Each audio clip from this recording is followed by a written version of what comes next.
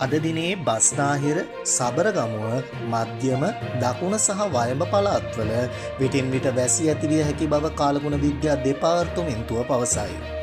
අද දිනය සඳහා නවතම කාලගුණ නිවේදනය නිකුත් කරමින් එම දෙපාර්තමේන්තුව වැඩිදුරටත් පෙන්වා දෙන්නේ බස්නාහිර සහ සබරගමුව පළාත්වලත් නුවරඑළිය මහනුවර ගාල්ල මාතර සහ පුත්තලම දිස්ත්‍රික්කවලත් ඇතැම් ස්ථානවල මිලිමීටර් 100ක පමණ තද වැසි ඇතිවිය හැකි බවයි. උතුරු පළාතේ අනුරාධපුර දිස්ත්‍රික්කයේත් වැසි වාර කීපයක් ඇතිවෙයි.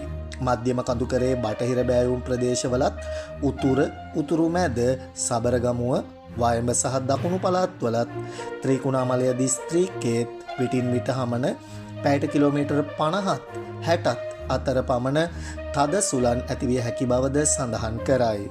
තද සුළං වලින් සිදුවන අනතුරු අවම කර ගැනීම සඳහා අවශ්‍ය පියවර ගන්නා ලෙස ජනතාවගෙන් කාලගුණ විද්‍යා දෙපාර්තමේන්තුව ඉල්ලීමක්ද කරයි.